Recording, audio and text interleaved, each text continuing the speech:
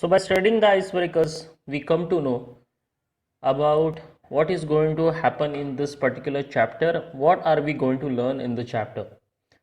So, in 1.4 Pillars of Democracy, we are going to learn about something that is very important in India to live, that is democracy. If you know the meaning of democracy, democracy is something which is for the people, by the people, or a structure of government which has been constituted by the people, which works for the people, which works for the welfare of the people, and so and so. So here we have the author Dr. Baba Sahib Ambedkar, our political leader, our national leader, born on 14th of April 1891 in the town and military cantonment of Mahao, now Dr. Ambedkar Nagar in Madhya Pradesh. So Dr. Baba Sahib Ambedkar was born on 14th of April in the town of Mhau, which is now Ambedkar Nagar in Madhya Pradesh in the military cantonment. So military cantonment is the area where there is military homes, or you can say homes for the military servicemen. He got his degree from Elphinstone College, that is in Mumbai, that he got his graduation degree. Then he subsequently obtained the doctorate from Columbia University. That means he completed his PhD or higher education, upper higher education in USA and London School of Economics. He was also assigned the big and challenging task of framing the Constitution of India in the capacity of chairman of the drafting committee. So we have already studied about this in our previous standards, especially in standard 8th, 9th and 10th, where in political science especially we study about democracy, constitution, the government and so many things. So he is also known as the father of Indian constitution because he wrote the, or you can say he's the architect of Indian constitution, because he was the one with the other who he and other many committee members together came, and there was a challenge in front of them, framing the constitution. The constitution is a book of rules and regulations which include the fundamental rights and the fundamental duties for the residents of India, citizens of India. So Dr. Baba Sahib Ambedkar has played the very important role, the key role, or you can say the crucial role of making the constitution. If it was not him, then it would be it would be a difficult task for whomever person. But the national leaders, our political leaders, they knew that Dr. Baba Sahib Ambedkar was the right person. He was the perfect person to draft the Constitution of India because he had enormous knowledge of economics, he had enormous knowledge about law, he had enormous knowledge about the society and the politics. He was the perfect person, or we can say that he was the right choice to actually draft the constitution. He was awarded the Bharat Ratna posthumously for his dedication and commitment for the welfare of the country. Posthumously, that means after his death, that is recently, you can say that, especially in the 21st century, recently he was awarded the Bharat Ratna. Posthumously, that means after his death. Okay. Dr. Baba Sahib Ambedkar has laid the emphasis on the values of liberty, equality, and fraternity. So, these are the three values, such as the liberty, equality, and fraternity, which are the tridents of democracy, also known as the trinity of democracy, about which we have already discussed in the icebreakers. According to him, these principles will make India a strong nation. So to keep a democracy alive, to keep a democracy working without any problem, to keep a democracy in front of the future generations with the stronghold, liberty, that is the freedom to do whatever you want to do, go wherever you want, equality, having equal opportunities in the field of job, earning livelihood, taking education, and etc., and fraternity, the feeling of brotherhood. So all these three qualities, or all these three values, are offered to us through democracy. According to him, these principles will make India a strong nation. So if we follow these three qualities, if we follow through the three values, we will have a strong nation, we will make India a very strong nation. He opines that hero worship is a sure road to degradation and to eventual dictatorship and the collapse of a nation. Hero worship here means that worshipping the various politicians to an higher extent will always lead a road to degradation, means people will not be able to develop themselves, the society will not be able to develop themselves on their own, people won't be able to take their own decisions, and eventual dictatorship means when it comes to hero worship, when a particular person is given all the importance, he takes the control of your entire life, he takes the decisions for you, whether you accept the decisions or reject the decisions, he will take it because he wants to take it, he wants to rule the life of other people. And whenever dictatorship takes, there is the collapse of the nation. So whenever there is dictatorship by people, by selfish people, it leads to the collapse of the nation. Now let us move on to the explanation of the chapter. If we wish to maintain democracy not merely in the form but also in fact, what must we do? So this is the question that Baba Sahib Ambedkar is asking the readers, that if we want to maintain democracy, if we have to keep democracy alive, what is the first thing that we need to do? The first thing in my judgment we must do is to hold fast to constitutional methods of achieving our social and economic objectives. So according to him, the first thing that we need to do is to hold on to the constitutional methods, whichever guidelines, the rules which are given in the constitution, the book of constitution, we should always, or we need to fix our minds on that, we need to follow those, then and only a social and economic objectives can be fulfilled. When there was no way left for constitutional methods, okay, for achieving economic and social objectives, there was a great deal of justification for unconstitutional methods. When there was no other way than the constitutional method, the methods which are the methods which follow non-violence, okay, without any violence, the constitutional methods which follow the right path, when there was not any of them, people used to follow the unconstitutional methods, the wrong methods, the methods of corruption, the methods of showing power, muscle power. But where constitutional methods are open, there can be no justification for these unconstitutional methods.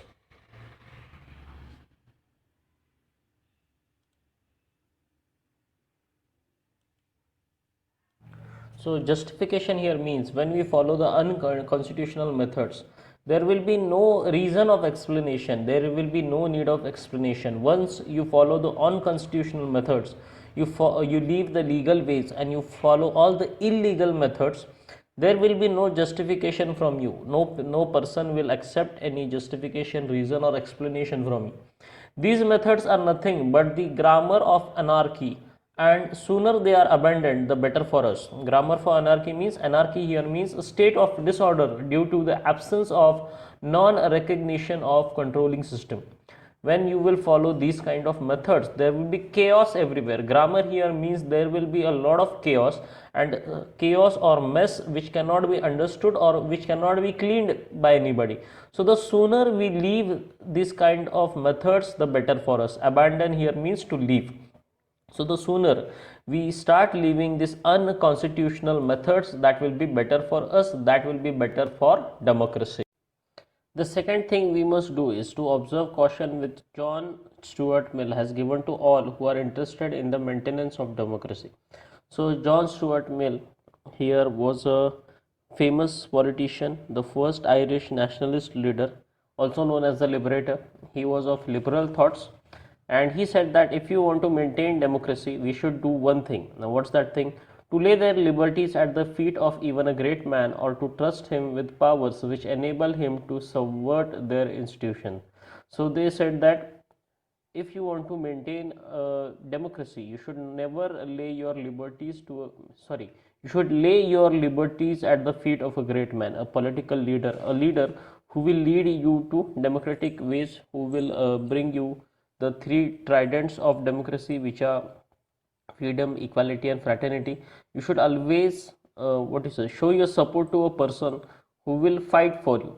There is nothing wrong in being grateful to a great man who have rendered lifelong services to the country, but there are limits to gratefulness. So he was of the thought that we should be grateful of the people or of the national leaders who fought for our country, but there should be a limit to it.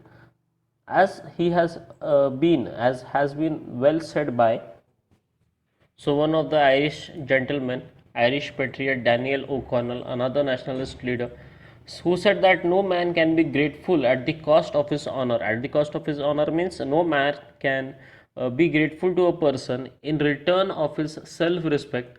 No woman can be grateful at the cost of her chastity, which means purity or modesty, and no nation can be grateful at the cost of its liberty. So, if you want to be grateful to a person, there is a limit to it. You cannot be grateful to a person by giving him your self respect, your modesty, that is your purity, or you cannot be, a nation cannot be grateful to another nation at the cost of its freedom. This caution is far more necessary in the case of India than in the case of any other country, for in India, bhakti, or what may be called the path of devotion or hero worship, plays a part in its politics unequaled in magnitude by the part it plays in the politics of any other country in the world.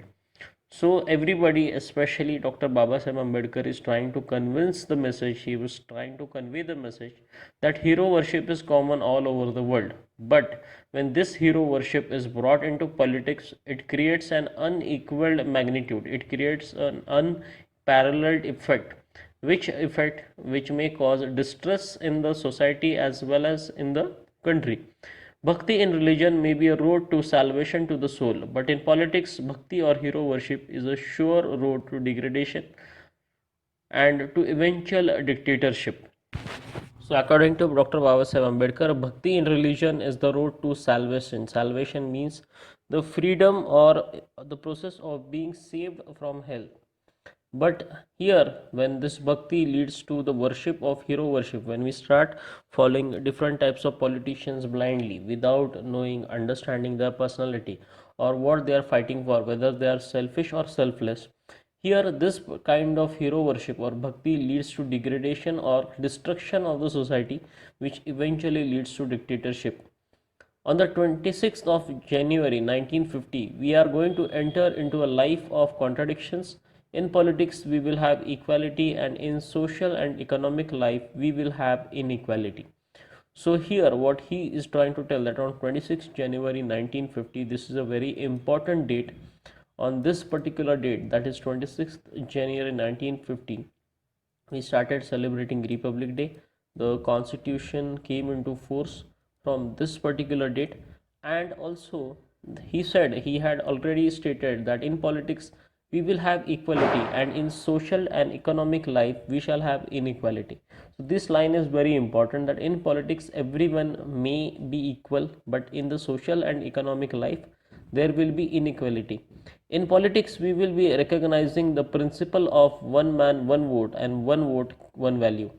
So, this line is also really important, that in politics, this particular vote, that one man carries one vote, that one vote has one value, which may result in the failure or win like situation for many political statuses.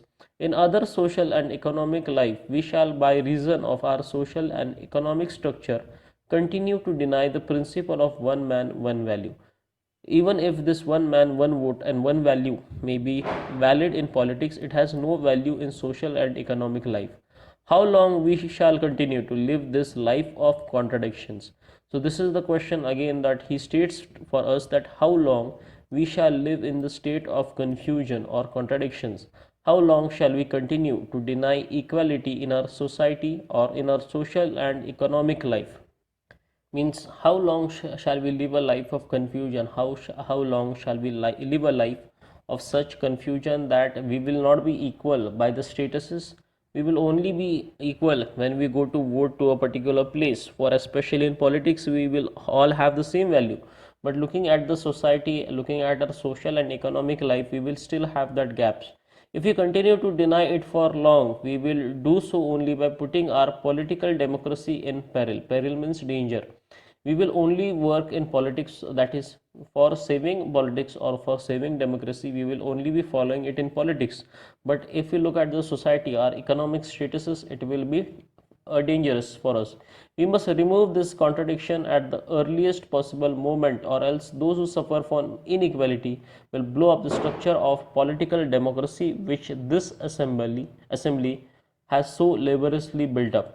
So if we do not follow the, what do you say, the status of democracy, if we do not give equal opportunities to everybody, especially to the social, the backward classes or the upper classes or the rich and the poor, if we do not follow democracy in every structure, every part of life, then there shall be a threat to this particular democracy, this democracy which has been put by the assembly, all the public and the national leaders who took laboriously here means who took efforts.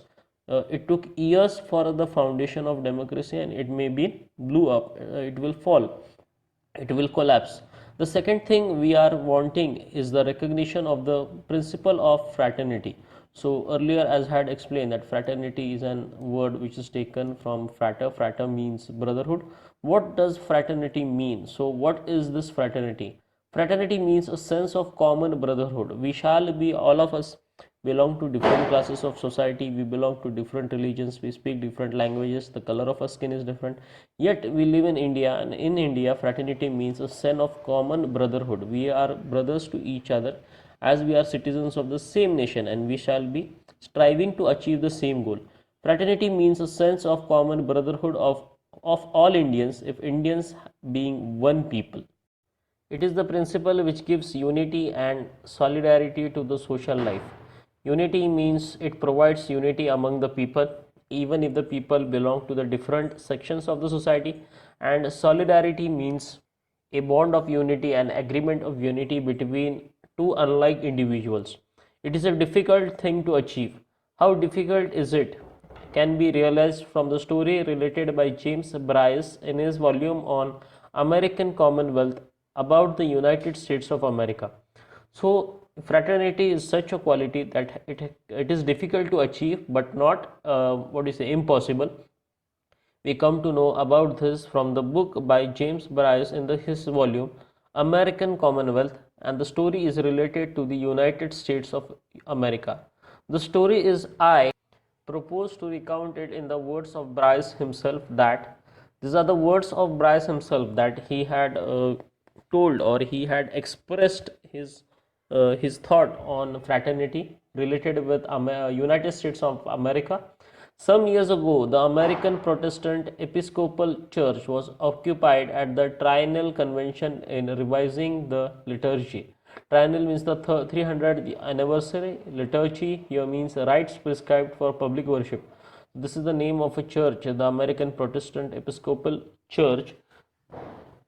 This church was founded after the American War of Independence, and it was thought desirable to introduce among the short sentence prayer, a prayer for the whole people, and an eminent in New England divine proposal, the words. So this prayer or this church came into existence after the American Revolution, and this was included as a prayer for all the people. This was supposed to be told, or this was supposed to direct to all the people of America. O Lord, bless our nation. Accepted one afternoon on the spur of the moment. The sentence was brought up next day after reconsideration, when so many objections were raised by the laity. The laity means member of a religious community, to the word nation, as importing too definite a recognition of national unity. That is dropped, and instead there were adopted the words, O Lord, bless these United States. So the nation word here has a lot of weightage than anyone can understand. The nation here means unity of all the people, but when people started opposing, the religious community, the church people started opposing the word nation, since it should be recognized as a national unity, this word nation was dropped and the word states was used. So instead of United Nation, the word United States was uttered, and the meaning of the word nation is really very big. Let us see the meaning of the word nation. So the word nation has a very big importance. A historical constitutes stable community formed on the basis of common language. So nation, the word nation means a country based on historical formation where there are all stable communities. They are formed on the basis of common language spoken. The territories, the economic life and authenticity are manifested in a common culture. So when a word nation is put forth in front of a name of a country, such as the Indian nation or the United States nation or another nation, Russian nation. So the nation here word is representing that all the constituents or all the members of the nation, citizens of that particular country, behave as one. There is one culture, one common language is spoken. The territories belong to that particular country. The economic life of all the constituent states is the same. Okay, and they follow one culture. There was a little solidarity in the USA, United States of America, at the time when this incident occurred, that the people of America did not think that they were a nation. So, when these words, or when we talk about the nation of America, when all the different states of America came together and the USA was formed, the people did not think that they were a nation. People did not believe that they believed to a particular country, but they were different states.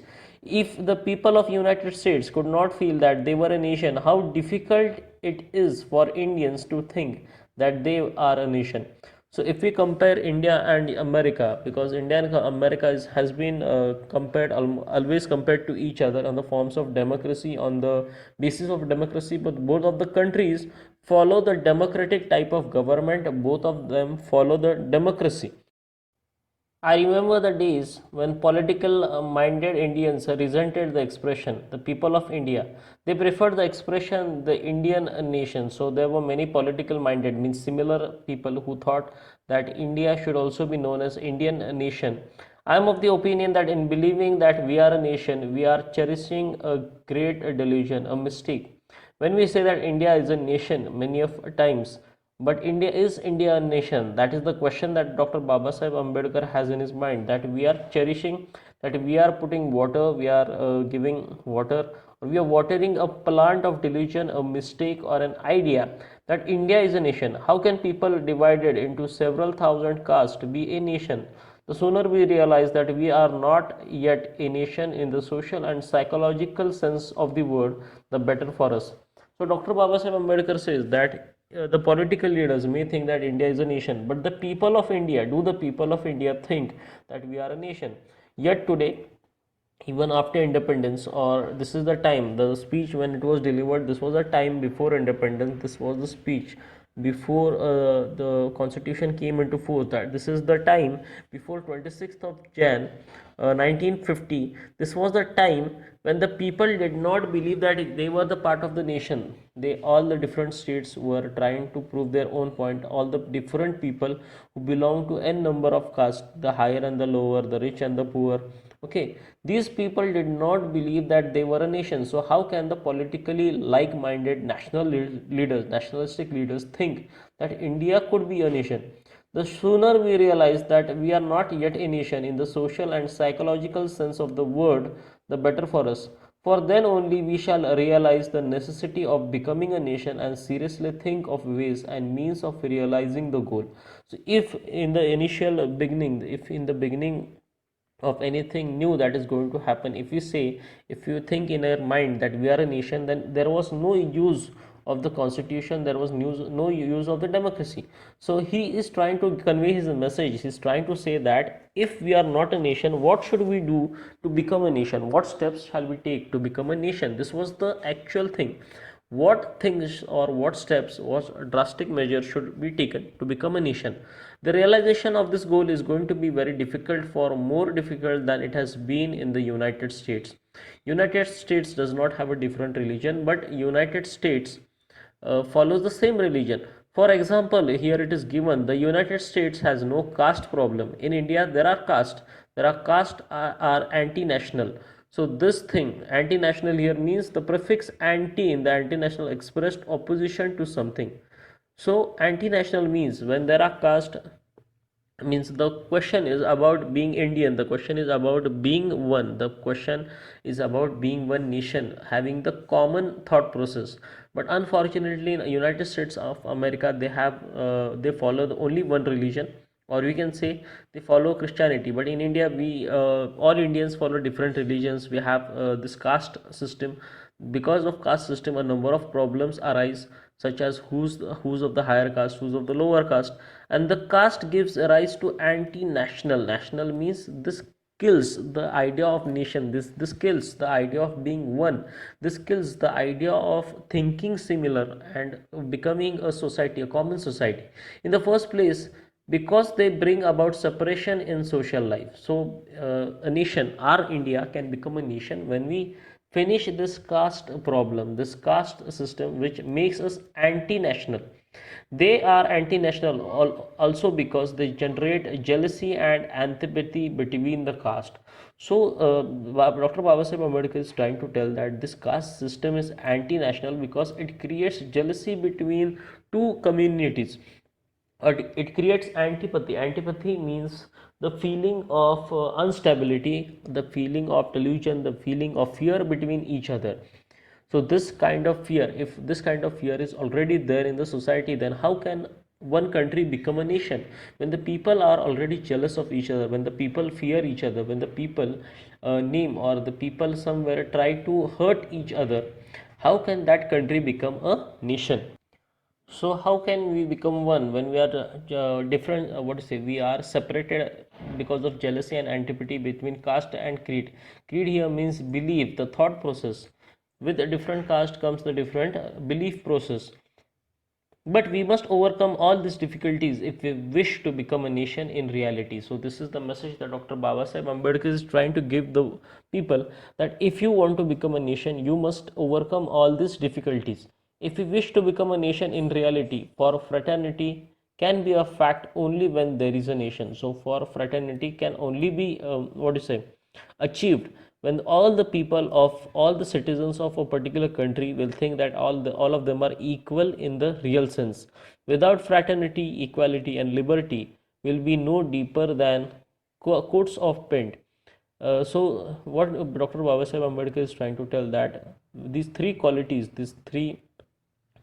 are so important for any nation for achieving democracy, the fraternity, equality and liberty.